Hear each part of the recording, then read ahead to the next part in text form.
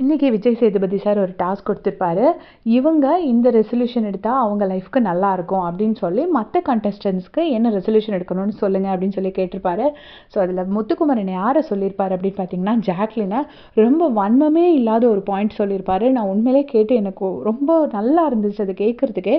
Jacqueline வந்து அதிகமாக பாசம் கொடுக்குறாங்க, ஆனால் ரிட்டனில் அந்த பாசம் கிடைக்காதப்போ அதை நினச்சி ரொம்ப அப்செட் ஆகி உட்காந்துடுறாங்க. அதை அவங்க மாற்றிக்கிட்டா அவங்க லைஃப்பில் அவங்க இன்னும் கொஞ்சம் ஹாப்பியாக இருக்கலாம் நான் நினைக்கிறேன் அப்படின்னு சொல்லியிருப்பாரு. அப்போ வந்து விஜய் சேதுபதி சார் கேட்டிருப்பாரு, யார் அவங்களுக்கு பாசம் கொடுக்கலன்னு நினைக்கிறீங்கன்னு கேட்டிருப்பாரு. அப்போ அதை எக்ஸ்பிளைன் பண்ணி முத்துக்குமரன் சொல்லியிருப்பாரு. ஃபார் எக்ஸாம்பிள் சௌந்தர்யாவுக்கு வந்து ஜாக்லின் கொடுக்குற அளவுக்கு பாசம் சௌந்தர்யா திரும்ப கொடுக்கறது கிடையாது. அதே மாதிரி பார்த்தீங்கன்னா ராயனுக்கு கொடுத்தா ராயன் திரும்ப கொடுக்குறாரு அப்படின்னு சொல்லியிருக்காரு. இந்த அப்சர்வேஷன்லேயே நான் உண்மையிலேயே ஷாக் ஆகிட்டேன். நம்மளாம் வெளியே இருந்து 24/7 பார்க்குறோம். ஸோ நமக்கு தெரியும் ராயன் வந்து அதை ரெசிப்ரிகேட் பண்ணுறாரு, சௌந்தர்யா அதை ரெசிப்ரிகேட் பண்ணலை அப்படிங்கிறது. அதுக்கு அடுத்து ஜெஃப்ரி கிட்ட கொடுக்குற பாசம் ஜெஃப்ரி திரும்ப கொடுக்கலங்கும் போது அவங்க ரொம்ப அப்செட் ஆகி உட்காந்துடுறாங்க அப்படின்னு சொன்னார். சொன்ன உடனே ஜாக்லினுக்கு அவ்வளோ ஒரு ஹாப்பியாக இருந்துச்சு. நம்ம கொடுக்குற அஃபெக்ஷனை ஒருத்தர் வந்து அக்னாலேஜ் பண்ணி சொல்லியிருக்காரு அப்படின்னு சொல்லிட்டு. அது வந்து எனக்கு உண்மையிலே ரொம்ப ஷாக்கிங்காக இருந்துச்சு.